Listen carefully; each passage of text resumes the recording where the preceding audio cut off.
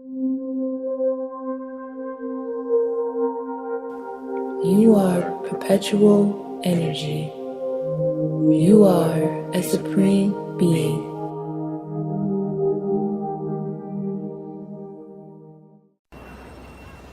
This is the problem. What's wrong with America? It's gotten so big, you just can't find your way. A grocery store. The corner's now a supermarket. Candy store. It's McDonald's. And this place. Super fucking discount store. Where's the pride of ownership? Huh? Where's the personal service?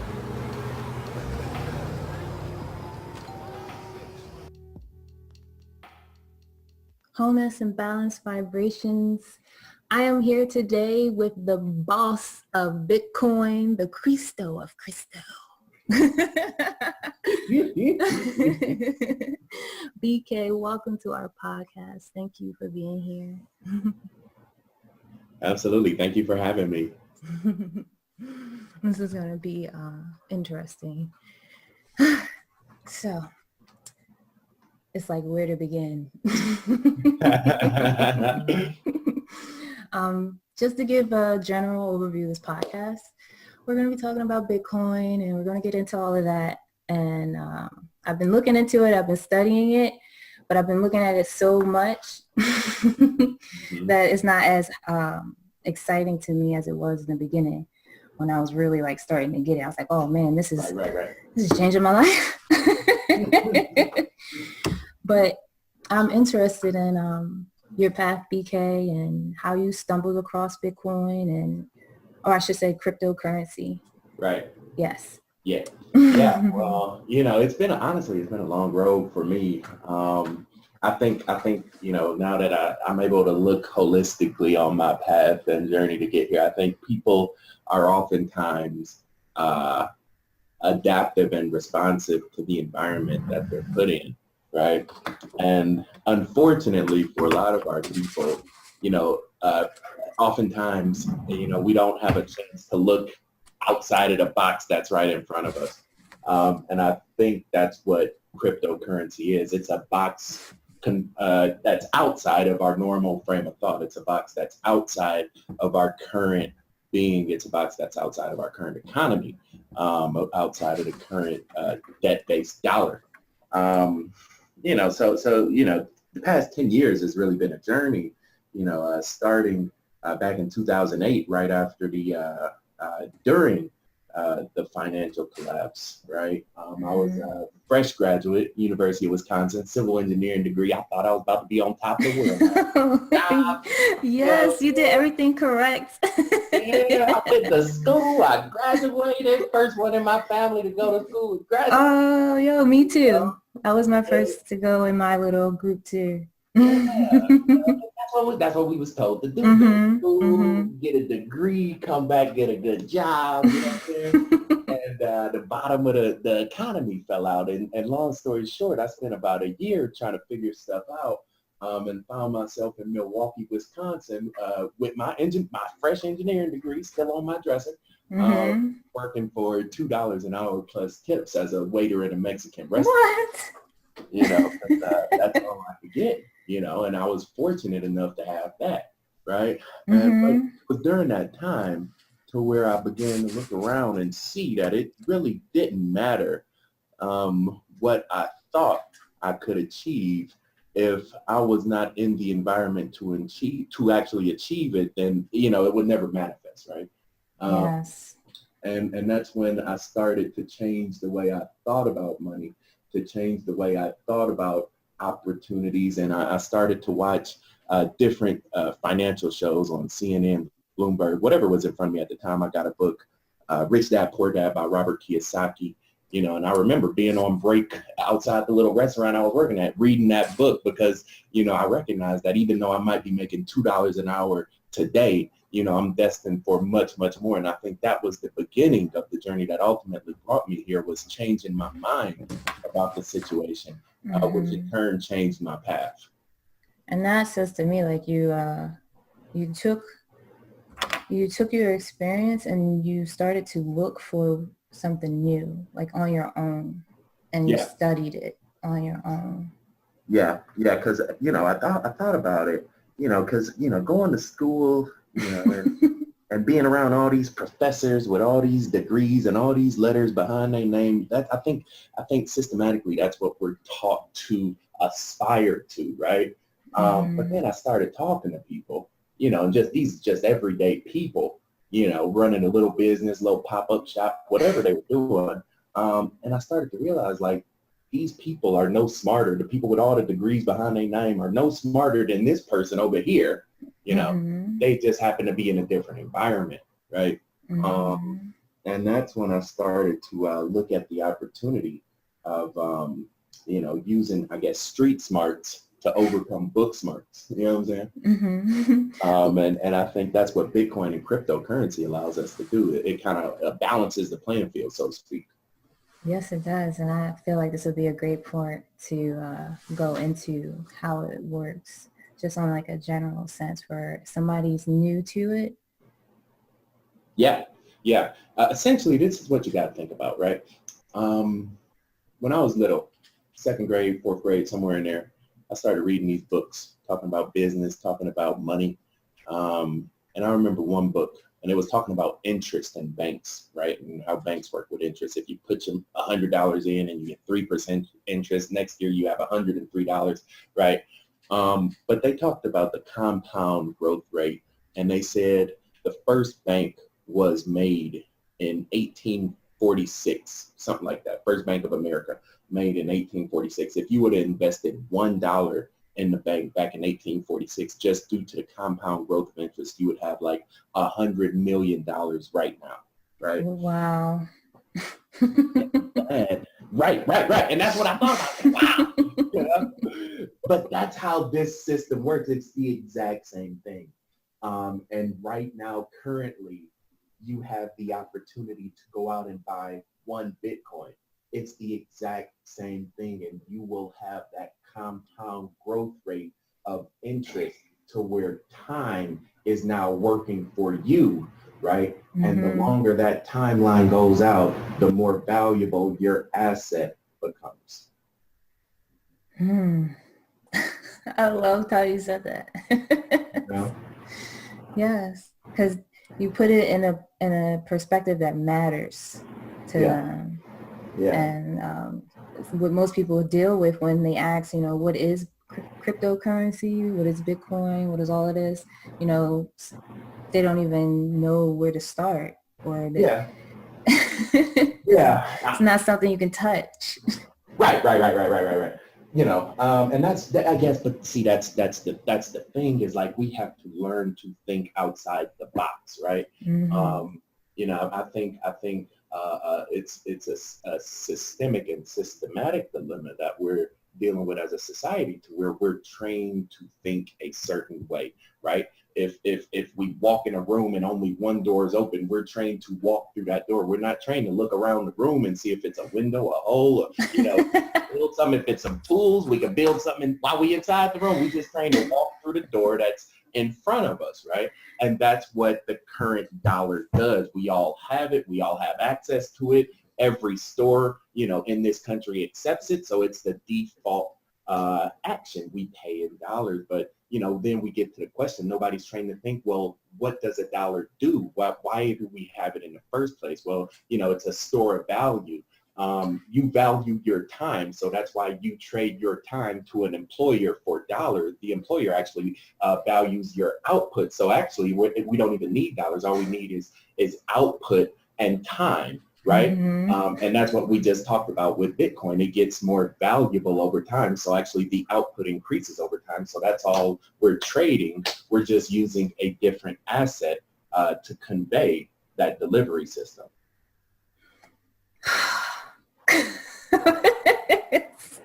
I like to take deep breaths, because you said so much in that, which was trading all right, so I'm a company, right? You work for me, and I give you paper, and then you produce value for me to sell at a higher price. Correct. Correct. And the output. yeah, because we are the workers like that. That's when they say, Yeah. well, my value, when you step back, and most people don't even ask themselves, like, how much am I worth? Right. Yeah. Because they're so focused on, I need to feed my child, I need to pay the rent, I need to, you know, our everyday life struggles. Right. So, Yeah. And once you actually ask that question, how much are you worth? You start to realize you really can't put a number on it, right? So why would you ever accept $14 an hour plus benefits? You know what I'm saying? When you're worth so much more than that. That's just what, you know, the employer knows that most people are willing to accept, because most people are so systematically desperate and destitute that that's what they'll take. They'll take anything just not to be living on the street. You speak in my life, to be honest. I recently left my job. Yeah. Congratulations. Thank you. Yes. And those people don't celebrate that moment. It's like, oh, what are you going to do now? Right. Like, no, you can do anything. That's the beautiful part about it. You know, now you can do anything. Yeah. So I say that to say that, you know, this conversation, we haven't even been talking for that long, but it's been super eye-opening on my part. So thank you for your time. Absolutely. What's next? What we got? You got me going now. You're like, I'm up. I'm up. All right. So let's see. I'm interested in going over how the security works with cryptocurrency, and because I feel like that's a big fright that people have. Yep. That doesn't need to be there once you really comprehend what's happening. Yeah. Okay. Let me tell you this: the security behind the blockchain, and I guess in understanding and looking at cryptocurrency and Bitcoin, there are really two parts, right? You have Bitcoin, which is a unit, right? Just the same as $1 or one gold bar, right? It's a unit, a store of value, right? And then you have the blockchain, which is imagine the system today with the Visa network, MasterCard, Discover, whatever piece of plastic you got in your purse right now, that is a network, right? And the blockchain is a network. Basically, Visa, connected all these different merchants with their little infrastructure, their little swipe debit machines, to where anytime you swipe that card, the computer at that register talks to the network and, transmits those numbers across the entire system, and they're able to pay both sides. That's what the blockchain does. However, the blockchain does it in a way to where it can never be broken, because the one computer talks to the next, talks to the next, talks to the next, talks to the next, to where you had a fraudster that came in, say somebody, I just had this happen. Say somebody, steals your debit card, or even worse, you swipe it at a gas station that has a skimmer on it, and they just make a duplicate copy of it, right? And now they're running around with a duplicate copy of your debit card. You're running around with the real one. They got a fake one, and y'all both are, making transactions on the network.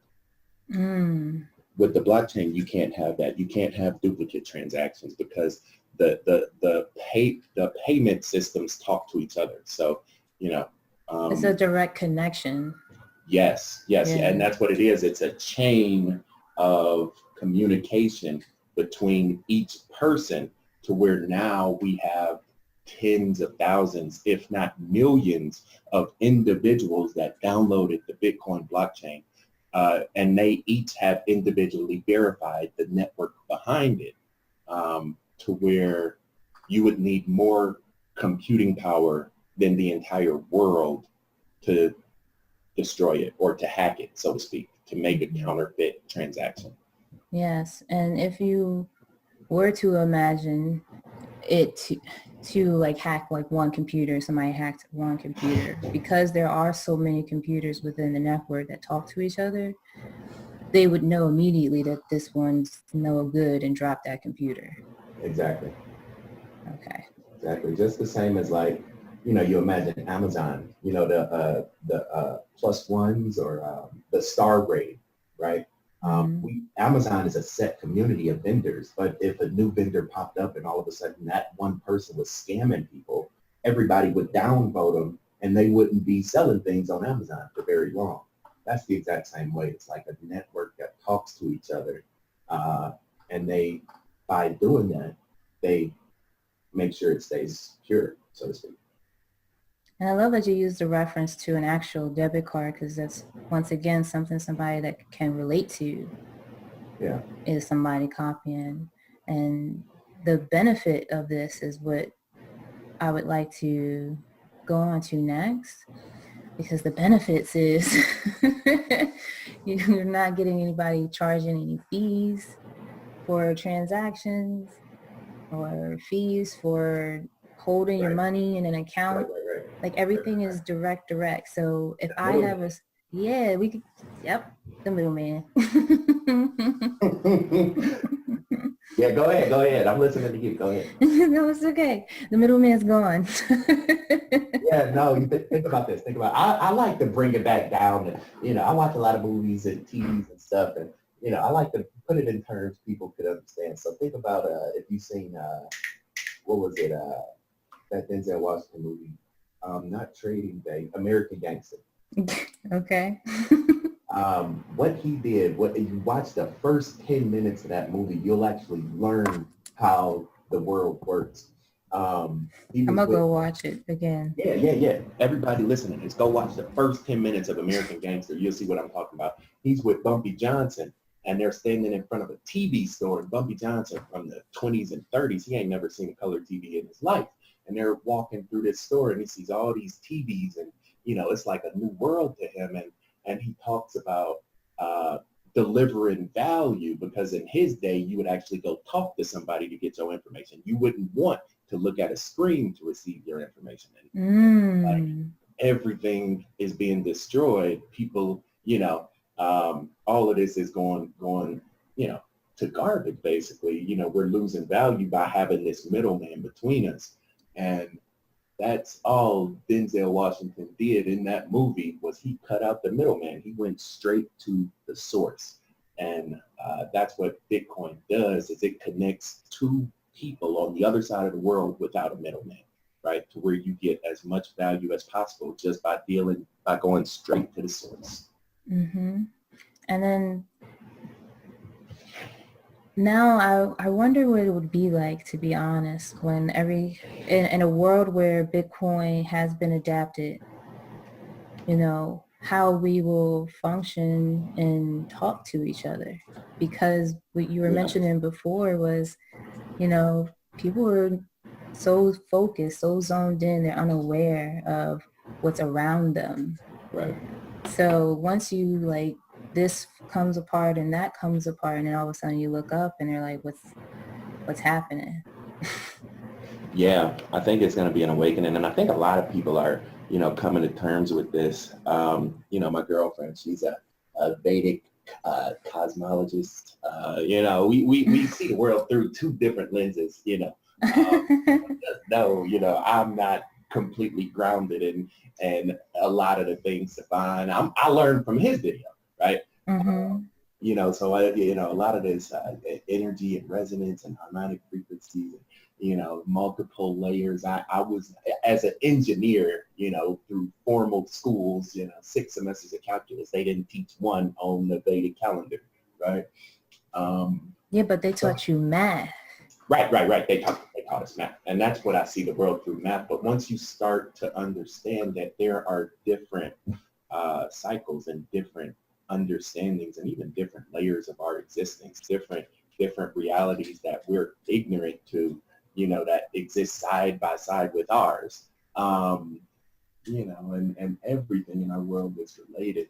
It's a cycle. Everything is energy. This is what Nikola Tesla talked about. He said the whole universe is energy. It's frequency. And that's what I can see in the charts. When I look at a chart now, I almost see the energy inside the consciousness of that chart, that entity, that market, to where I can like pinpoint cycles. I can, tell people when to buy something, when to sell something, when, the next cycle is starting, when it's a shift in the cycle. It's all just one, frequency.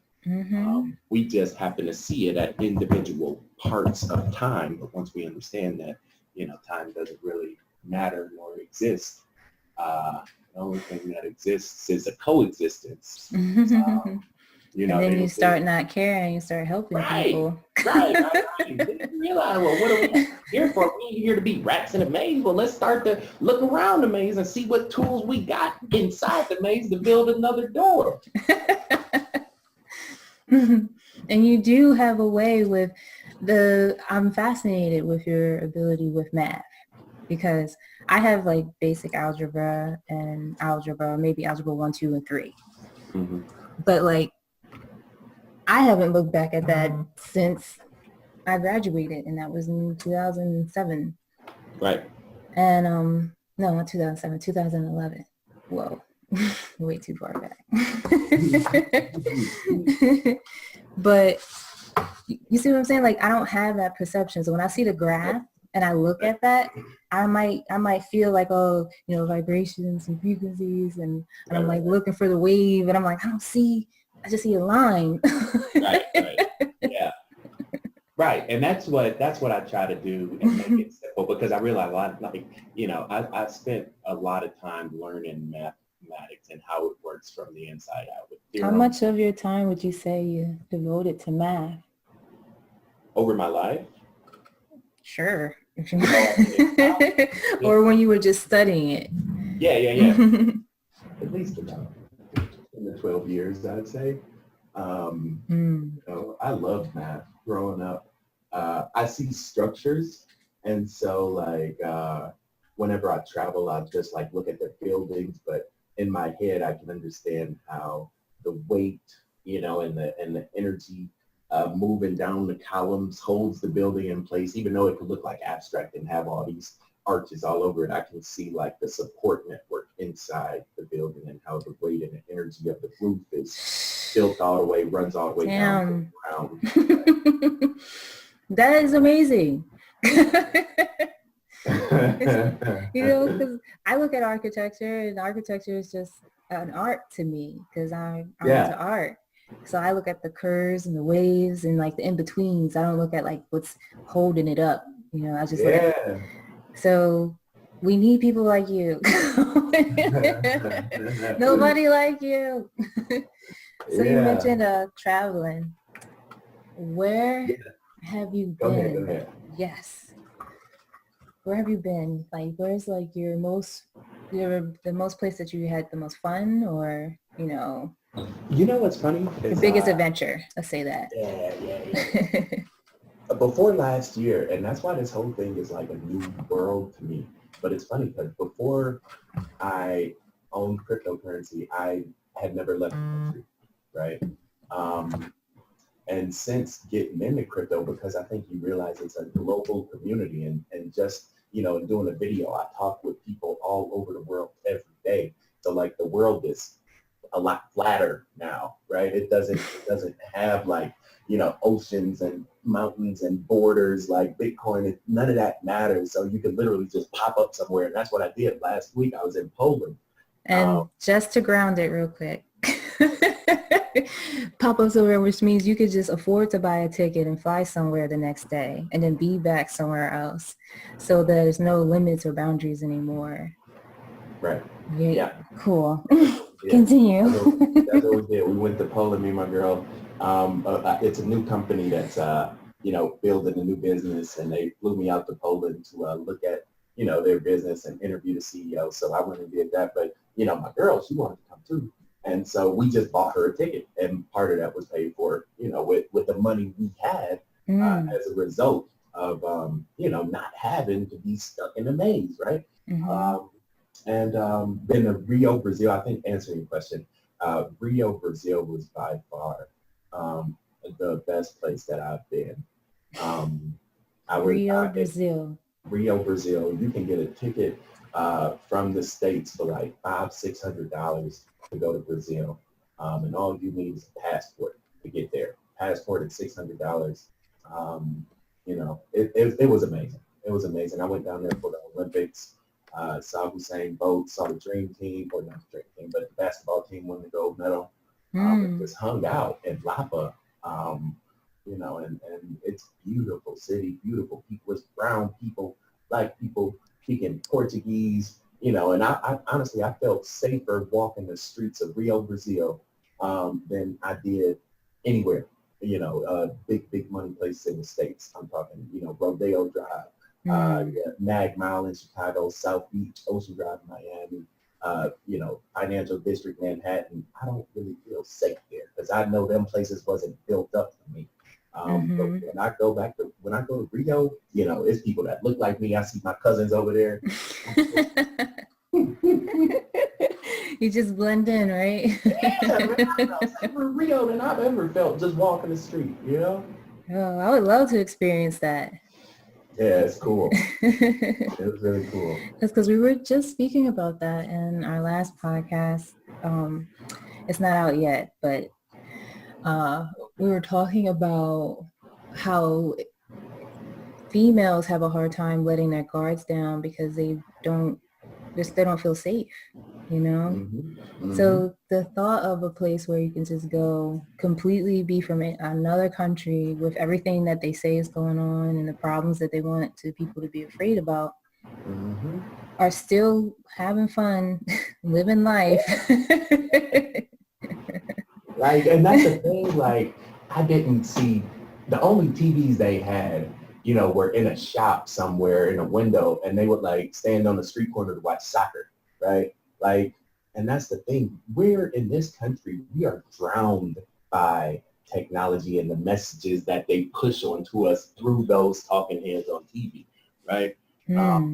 And just getting away from that for 2 weeks in Brazil, you become so much more calm, you know what I'm saying? Not hearing about some horrible event that happened and some red alert and, some destruction, and it's just crazy, the fear, anger, and negative energy that comes through the talking heads on TV now. So I don't listen to them. I stopped listening to them a long time ago. That's what I said. I turned off the news, turn off the talking heads on TV, and I started to make some money, and I think the two of them are highly correlated.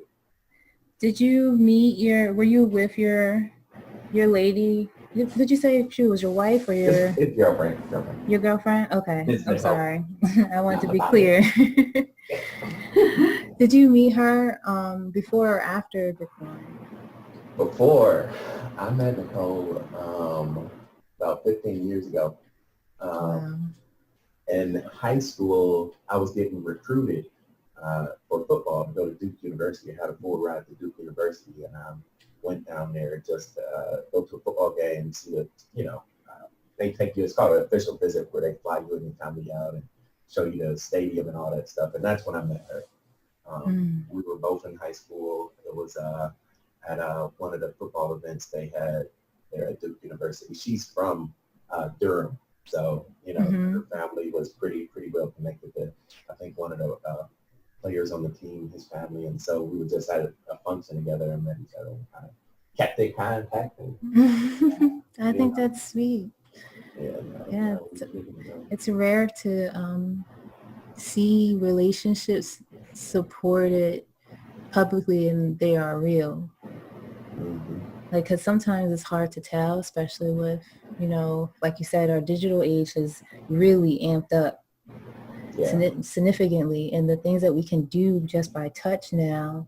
Like, I went to school to study graphic design. One of the programs that I studied was Adobe Photoshop. At that time, to get one of those, that program, just one, it was like $400 to $500 for the CD. CDs, because it was a couple of them. You had to use a couple of them to. Wow. And then now I've graduated, you know, it's a couple of years later, and you see the things that I went to school to learn easy to get access to, but limited, of course, but still easy to create at the touch of your finger when designers would design from paper, like literal paper. Paper and pencil and a ruler. Yeah.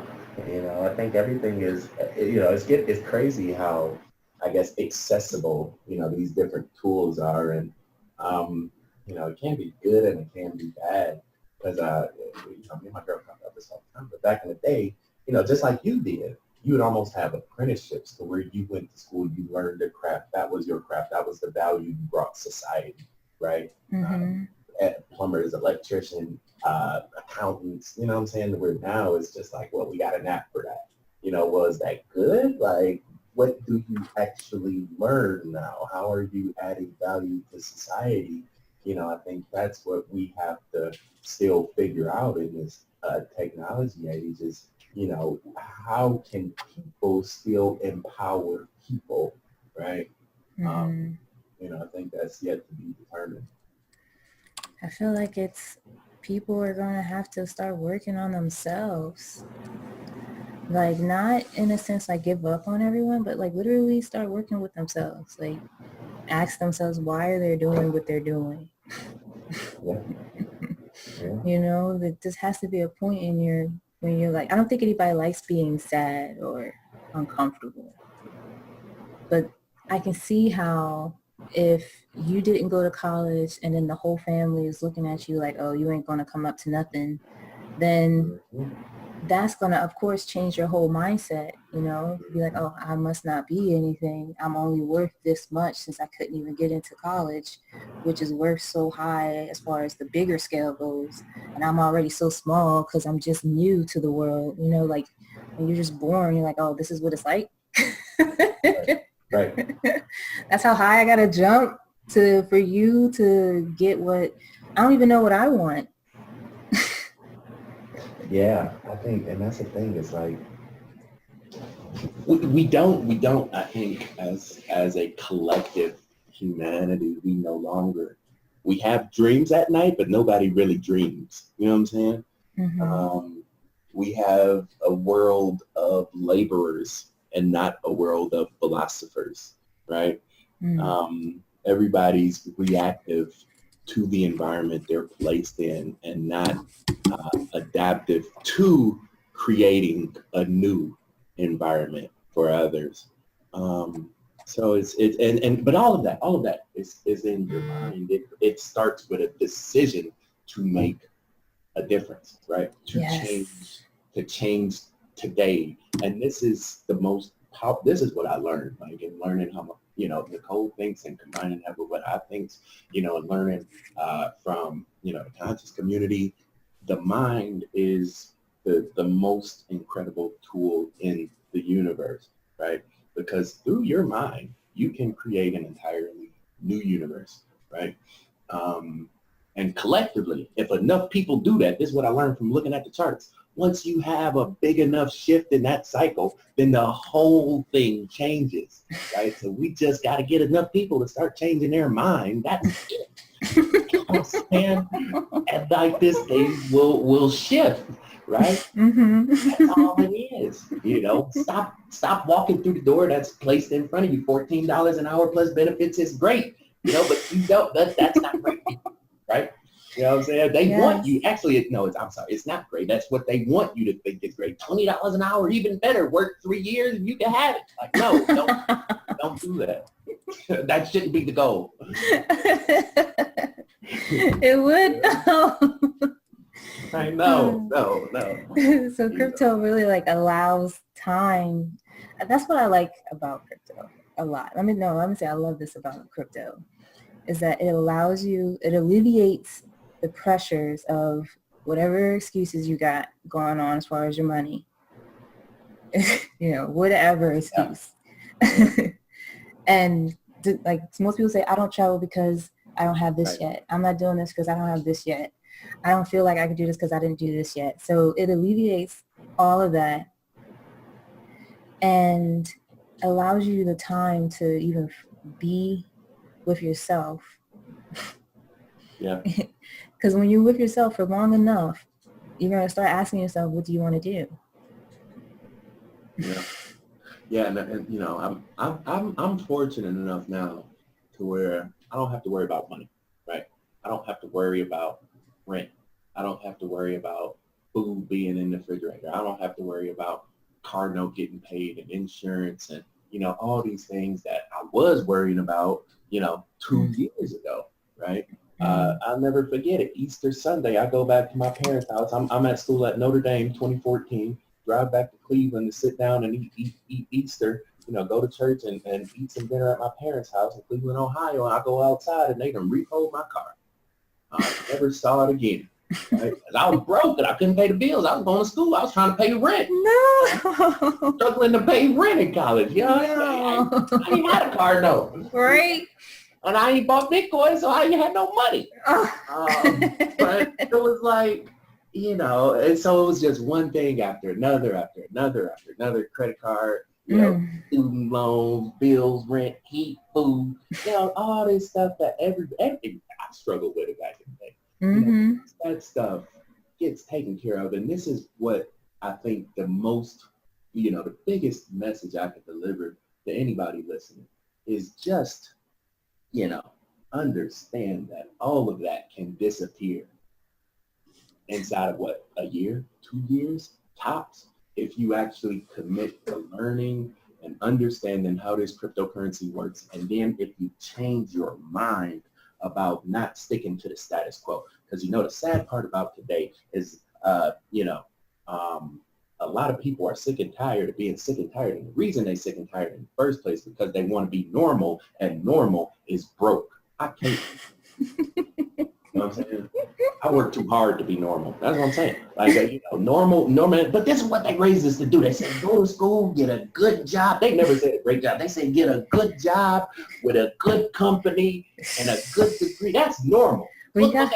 Yes, but we got to remember it was like, that was their method of survival at the time. Right. This is what we talked about in the beginning. They were responding to their environment. That was the environment that was like in a different world 30, 40, 50 years ago, you know, when they were going through it. You know, so I think as you know, to be ahead of the curve, to be, you know, empowered to create the future instead of respond to it, we have to be adaptive. We have to become creators, and we have to start thinking, start idealizing, start having these discussions me and you are having right now, you know, to begin to think about, well, what should be different? How can we get there? You know, instead of just looking at the present day, oh, I only got $200, you know, in the bank account, and, you know, my car note go be late and this credit card is due. Well, let's forget about that for a second, because that's not going to change, right? You know what I'm saying? But let's start you know, and that's how you just got to take it. Like, you know. So I do have a question. Sorry to. Yeah. Out of your experience, what was like your biggest lesson of like that was close to you, you know? Like sometimes when we go through things, we always take something from it. Yeah. My biggest lesson was this. Not about money.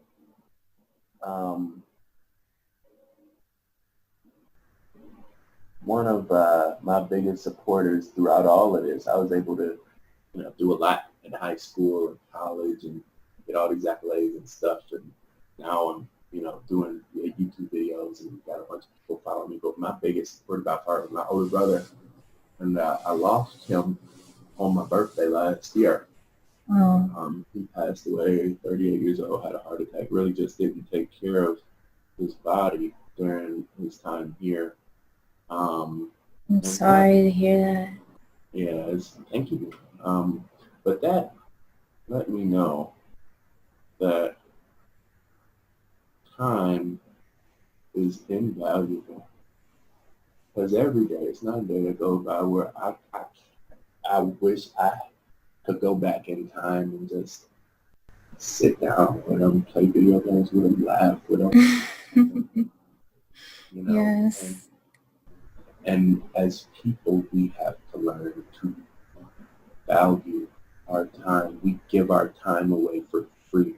We give it to companies that don't value it. We trade it for 30 years in a 401k thinking that's gonna, put us in a situation of empowerment. It's not.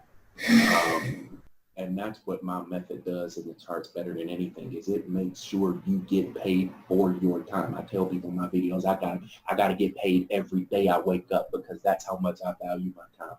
And so when I go through my charts and my method, that's what it does. It pays you for your time. You will not lose money with this method. And that's what I made sure of, because that's what we need to value is our time, and we don't. Thank you. Thank you for being vulnerable and sharing that. Because it's not easy to lose someone, and I've your story sounds a little bit like my story as far as like how I'm learning the lesson. And I wonder sometimes why we have to lose our loved ones before we start to really start moving, trying to figure out how can we make things better, And I lost my grandma not too long ago. And that was a big turning point for me, where I was just like, I have to figure this out, because my family, I love them, and I don't like watching when I know it could be better. Right. So thank you. And just know that it's already happening. Right. It's done, and you have set the wave. It's going to be awesome. Yeah. So, I feel like we touched heartstrings. Right. Heartstrings touched. Let's take a break. Mambo from Kenya, Hakuna Matata. Hello. Hakuna Matata Unlimited is where you can go to find authentic dashikis, dresses, skirts, pants, purses, jewelry, paintings, masks, and so much more. Hakuna Matata Unlimited offers you the nostalgia of no worries, where in Kenya, we love to say. Our home operation is in Columbia, South Carolina, where you can find us. You can also find us at HakunaMatataUnlimited.com. Also find us on Instagram at Hakuna Matata US, Hakuna Matata Us. HMU, Hakuna Matata Unlimited. Until next time, Kwaheri.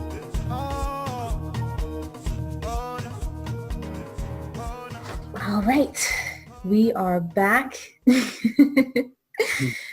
And we're going to wrap it up, because it was a great conversation, and I really enjoyed my time talking to you. Like, I cannot emphasize that enough. Yeah, this has been really amazing. I think it's I think that's the beautiful part about cryptocurrency and Bitcoin, and it just expands not only your mind but your network as well, because me and you would have never met and had this conversation. So it just introduces a whole new world of people and experiences that you never would have had. So thank you for reaching out to me, and becoming a member of my network as well. Cool, yeah, me too. Cool. Share your, please, let me say please share your social media, how people get in touch with you. Please mention your BK and Cole YouTube too. Make sure you remember that, because I'm going to be watching that too. Yeah, so the website is bossofbitcoin.com. It's in the works, rebranding, coming out with a new website. I'm not a web developer. It's okay. We're all learning, coming up. A work in progress, but it's very functional, and has a starter kit for people to become profitable in cryptocurrency. I think that's the biggest thing, is to have some success right away, hit the ground running, right? And so bossbitcoin.com. The Facebook group is called #1 Facebook group in the world. That's on Facebook. And then with the YouTube channels, the first one is Brandon Kelly Crypto Trader, and the second one, the new one, we're uploading a new video tomorrow. Nicole's very excited about it. It's called BK & Co. And that's going to be a weekly vlog we do just behind the scenes, you know, kind of a young couple living in cryptocurrency, traveling the world, loving each other and having fun doing it. Aww. People are just going to be like, I need to do this. How are you doing this? Crypto? Oh, okay, let's go do that. All right, cool. Thank you for tuning in to Key Pods. If you like our conversation today, follow us on Instagram at Key Pods. And also check out our website. It's brand new, just got finished, keypods.space. Everyone have a great day. Wholeness.